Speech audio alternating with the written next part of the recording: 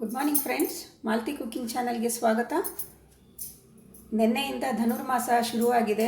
So ಧನುರ್ಮಾಸ ಅಂತ ಇದ್ದಂಗೆ ನಮ್ಮ ಮೊದಲು ಜ್ಞಾಪಕ ಬರೋದು ಎಲ್ಲ ದೇವಸ್ಥಾನಗಳಲ್ಲೂ ಬೆಳಗ್ಗೆನೇ ಪೂಜೆ ಆಗಿ ಮಂಗಳಾರತಿ ಆಗಿ ನೈವೇದ್ಯ ಎಲ್ಲ ಆಗಿ ನೀವು 9:30 ಹಂಗೆ ಹೋಯಿತು ಅಂತಂದರೆ ಎಲ್ಲ ದೇವಸ್ಥಾನಗಳು ಕ್ಲೋಸ್ ಆಗಿಬಿಟ್ಟಿರುತ್ತೆ.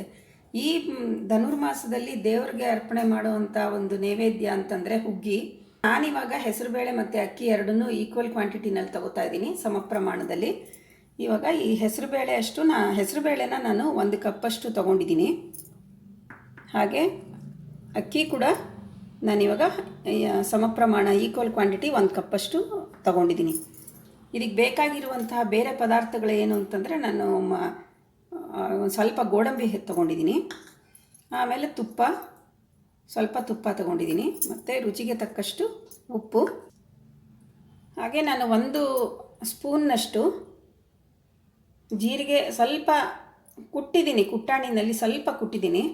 ಮತ್ತು ಮೆಣಸು ಕೂಡ 1 ಸ್ಪೂನ್ನಷ್ಟು ಮೆಣಸು ತೊಗೊಂಡು ಅದನ್ನು ಸ್ವಲ್ಪ ಕುಟ್ಕೊಂಡಿದ್ದೀನಿ.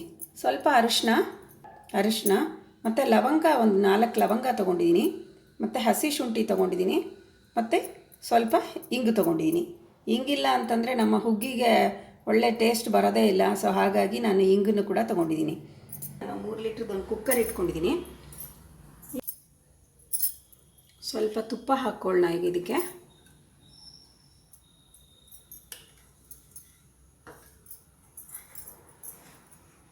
ಹಾಗೆ ಈ ಹೆಸರುಬೇಳೆ ನಾವೇನು ತೊಳೆದಿಟ್ಕೊಂಡಿದ್ದೀವಿ, ಹೆಸರುಬೇಳೆನ ಇವಾಗ ಸ್ವಲ್ಪ ಹುರ್ಕೊಳ್ಳೋಣ.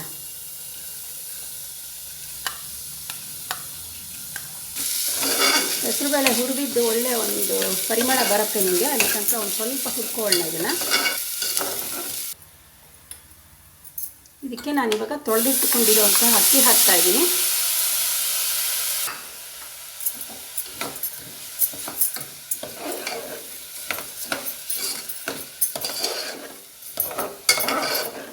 ಇವಾಗ ಈ ಕಪ್ಪಲ್ಲಿ ಒಂದು 4ರಷ್ಟು ನಾನು ನೀರು ಹಾಕೋತಾ ಇದ್ದೀನಿ.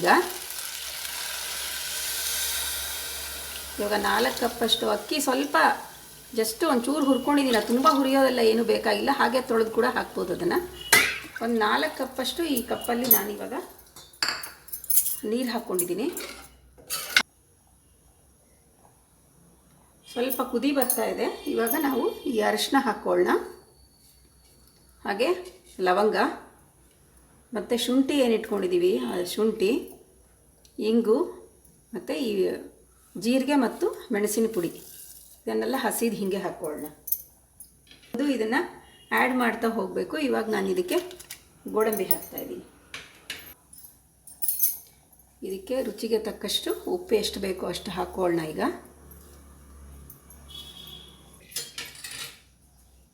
ಇವಾಗ ಇದಕ್ಕೆ ಇನ್ನೊಂದು ಸ್ವಲ್ಪ ತುಪ್ಪ ಹಾಕ್ಕೊಳ್ಳೋಣ. ನೀವು ಬೆಣ್ಣೆ ಇತ್ತು ಅಂತಂದರೆ ಬೆಣ್ಣೆ ಕೂಡ ಹಾಕ್ಬೋದು. ನಾನು ಸ್ವಲ್ಪ ತುಪ್ಪ ಹಾಕ್ತಾಯಿದ್ದೀನಿ. ಇವಾಗ ಇದನ್ನು ಮುಚ್ಚಿಟ್ಬಿಡೋಣ.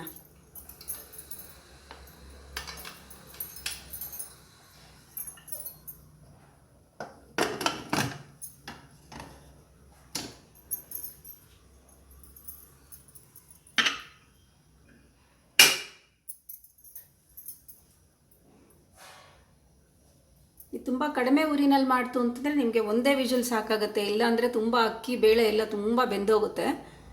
ಇಲ್ಲಾಯಿತು ಅಂದರೆ ಸ್ವಲ್ಪ ಜಾಸ್ತಿ ಉರಿನಲ್ಲಾಯಿತು ಅಂತಂದರೆ ನೀವು ಒಂದು 2 ಸತಿ ಕೂಗಿಸ್ಕೊಳ್ಳಿ ಇದನ್ನು. ಇವಾಗ ಈ ಕುಕ್ಕರ್ ಕೂಗಲಿ. ಇವಾಗ ಕುಕ್ಕರ್ ಕೂಗ್ತಾ ಇದೆ, ಅಷ್ಟರೊಳಗೆ ನಾನಿವಾಗ ಒಂದು ಮೆಂತ್ಯದ ಗೊಜ್ಜು ಮಾಡ್ಕೊಳ್ತೀನಿ. ಹುಗ್ಗಿಗೆ ಗೊಜ್ಜು ಕಾಂಬಿನೇಷನ್ ತುಂಬ ಚೆನ್ನಾಗಿರುತ್ತೆ. ಹಾಗಾಗಿ ನಾನು ಈ ಕಡೆ ಒಂದು ಗೊಜ್ಜು ಪ್ರಿಪೇರ್ ಮಾಡ್ತಾ ಇದ್ದೀನಿ.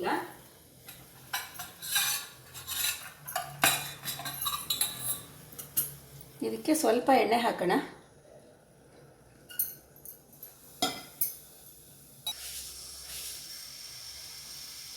ಎಣ್ಣೆ ಕಾದ ನಂತರ ನಾನಿವಾಗ ಇದಕ್ಕೆ ಸ್ವಲ್ಪ ಸಾಸಿವೆ ಹಾಕ್ತಾಯಿದ್ದೀನಿ, ಸ್ವಲ್ಪ ಮೆಂತ್ಯ ಹಾಕ್ಕೊಳ್ಳೋಣ. ಈಗ ಸ್ವಲ್ಪ ಅರಿಶಿನ ಹಾಕೋಣ ಇದಕ್ಕೆ.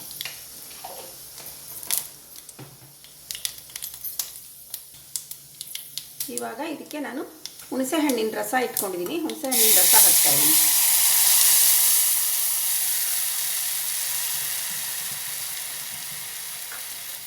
ಮತ್ತು 1-2 ಹಸಿಮೆಣಸಿನ್ಕಾಯಿನ ಈ ಥರ ಹಾಗೆ ಹಾಕಬೇಕು ಇದಕ್ಕೆ.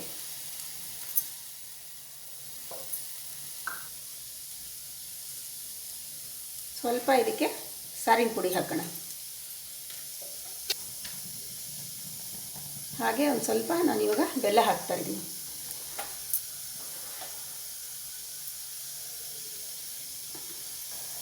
ಇದಕ್ಕೆ ಬೇಕಾಗಿರೋಷ್ಟು ಉಪ್ಪು ಹಾಕ್ಕೊಳ್ಳೋಣ. ಈಗ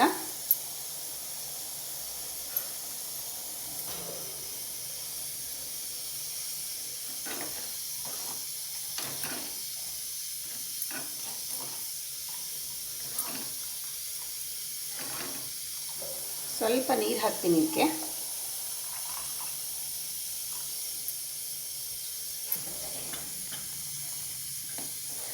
ಇವಾಗ ಇದು ಗೊಜ್ಜು ಕುದೀತಾ ಇದೆ.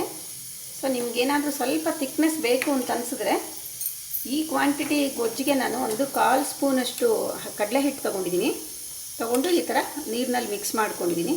ಅಥವಾ ಹುರುಗಡಲೆ ಹಿಟ್ಟು ಕೂಡ ನೀವು ತೊಗೊಳ್ಬೋದು, ಅಥವಾ ಕಡಲೆ ಹಿಟ್ಟು ಬೇಕಾದ್ರೆ ತೊಗೋಬೋದು. ಮಿಕ್ಸ್ ಮಾಡಿಕೊಂಡು ಇವಾಗ ಇದಕ್ಕೆ ಹಾಕೋಣ. ಸ್ವಲ್ಪ ಗಟ್ಟಿ ಬರುತ್ತೆ ಅವಾಗ. ಜಸ್ಟ್ ಒಂಚೂರು, ತುಂಬ ಗಟ್ಟಿ ಮಾಡ್ಕೊಳಕ್ಕೆ ಹೋಗಬಾರ್ದು, ಇದನ್ನು ಚೆನ್ನಾಗಿರಲ್ಲ. ಹಾಗೆ ಇದಕ್ಕೆ ಇವಾಗ ಕರಿಬೇವು ಹಾಕ್ತಾಯಿದ್ದೀನಿ.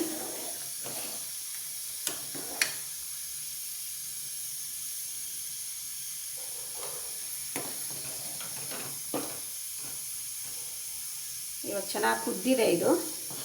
ಇದನ್ನು ತೆಗೆದಿಟ್ಕೊಳ್ಳೋಣ, ಆಫ್ ಮಾಡೋಣ ಇದನ್ನು. ಫ್ರೆಂಡ್ಸ್, ಇವಾಗ ಕುಕ್ಕರ್ ಕೂಲಾಗಿದೆ. ಇದನ್ನು ನಾವು ಓಪನ್ ಮಾಡಿ ನೋಡೋಣ.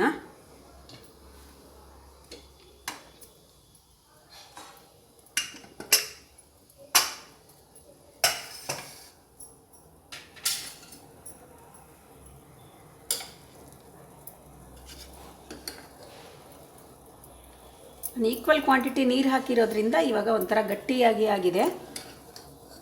ಇದಕ್ಕೆ ನಾನು ಇನ್ನೊಂದು ಪಾತ್ರೆಯಲ್ಲಿ ಇವಾಗ ನಾನು ನೀರು ಮರಳಿಸ್ತಾ ಇದ್ದೀನಿ. ಆ ಮರಳ್ತಾ ಇರೋ ನೀರನ್ನು ಇವಾಗ ನಾನು ಇದಕ್ಕೆ ಹಾಕ್ಕೋತೀನಿ. ಫಸ್ಟೇನೆ ಜಾಸ್ತಿ ನೀರು ಹಾಕಿದ್ರೆ ಏನಾಗುತ್ತೆ ಅಂದರೆ ನಿಮಗೆ ಕುಕ್ಕರಿಂದ ಆಚೆನೇ ಬಂದುಬಿಡುತ್ತೆ ಕೆಲವು ಸತಿ. ಹಾಗಾಗಿ ನಾನಿವಾಗ ಇದಕ್ಕೆ ನೀರು ಹಾಕ್ಕೋತಾ ಇದ್ದೀನಿ. ನೀರು ಮರಳಿಸ್ಬಿಟ್ಟು ಹಾಕ್ಕೊಂಡ್ರೆ ನಿಮಗೆ ಮಿಕ್ಸ್ ಮಾಡೋದು ಈಸಿ ಆಗುತ್ತೆ.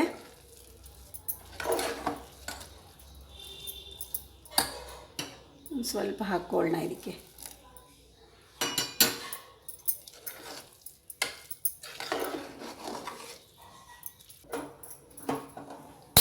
ಇವಾಗ ನಾನು ಈ ಕಡೆ ಇನ್ನೊಂದು ಪುಟ್ಟು ಇವಾಗ ನಾನು ಇದಕ್ಕೆ ಸ್ವಲ್ಪ ತುಪ್ಪ ಹಾಕ್ಕೊಳ್ತೀನಿ. ಹಾಕ್ಕೋಬೋದು, ಅಥವಾ ಒಣಕೊಬ್ಬರಿ ತುರಿ ಇತ್ತು ಅಂದರೆ ಆ ತುರಿನ ಡೈರೆಕ್ಟಾಗೂ ಹಾಕ್ಬೋದು. ಇವಾಗ ನಾನು ಇದನ್ನು ಹುರ್ಕೊಳ್ತೀನಿ ಸ್ವಲ್ಪ ತುಪ್ಪದಲ್ಲಿ.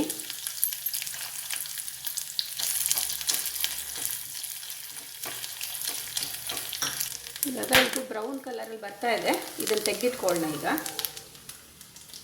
ತುಪ್ಪದಲ್ಲಿ ಹುರಿದಿರೋವಂಥ ಕೊಬ್ಬರಿ ಚೂರುಗಳೇನಿದೆ ಅದನ್ನು ಇದ್ರ ಮೇಲೆ ಹಾಕ್ತಾ ಇದ್ದೀನಿ.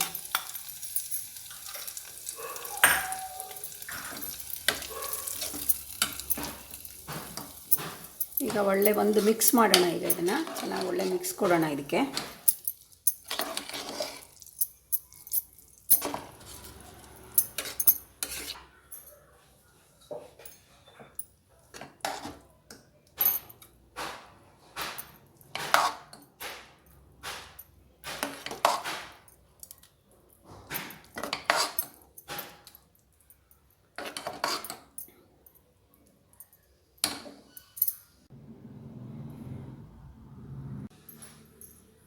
ನೋಡಿದ್ರಲ್ಲ ಫ್ರೆಂಡ್ಸ್, ಬಿಸಿ ಬಿಸಿಯಾದಂತಹ ರುಚಿಯಾದ ದೇವಸ್ಥಾನದ ಪ್ರಸಾದದ ಥರ ಇರುವಂತಹ ಒಂದು ಹುಗ್ಗಿ ರೆಡಿಯಾಗಿದೆ.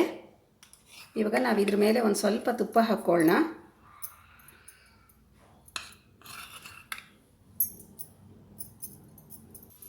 ಹಾಗೆ ನಮ್ಮ ರುಚಿಕರವಾದಂತಹ ಈ ಗೊಜ್ಜು ಏನಿದೆ, ಮೆಂತ್ಯದ ಗೊಜ್ಜು, ಆ ಮೆಂತ್ಯದ ಗೊಜ್ಜು ಕೂಡ ರೆಡಿ ಇದೆ. ಈಗ ಈ ಹುಗ್ಗಿಗೆ ನಾವು ಮೆಂತ್ಯದ ಗೊಜ್ಜು ಹಾಕ್ಕೊಂಡು ತಿಂದರೆ ತುಂಬ ರುಚಿಯಾಗಿರುತ್ತೆ. ಹಾಗೆ ನೀವು ಬೇಕು ಅಂದರೆ ಸ್ವಲ್ಪ ತೆಂಗಿನಕಾಯಿ ತುರಿ ಮತ್ತು ಬೆಲ್ಲ ಕೂಡ ಹಾಕ್ಕೊಂಡು ತಿನ್ನಬಹುದು ಇದನ್ನು. ಸೊ ನೀವು ಇದನ್ನು ಮನೆಯಲ್ಲಿ ಮಾಡಿ ಟ್ರೈ ಮಾಡಿ ಫ್ರೆಂಡ್ಸ್. ನಿಮಗೆ ಇಷ್ಟ ಆಯಿತು ಅಂದರೆ ಲೈಕ್ ಮಾಡಿ, ಶೇರ್ ಮಾಡಿ, ಕಮೆಂಟ್ ಮಾಡಿ, ಹಾಗೆ ಸಬ್ಸ್ಕ್ರೈಬ್ ಮಾಡೋದನ್ನು ಮರಿಬೇಡಿ. Thank you friends.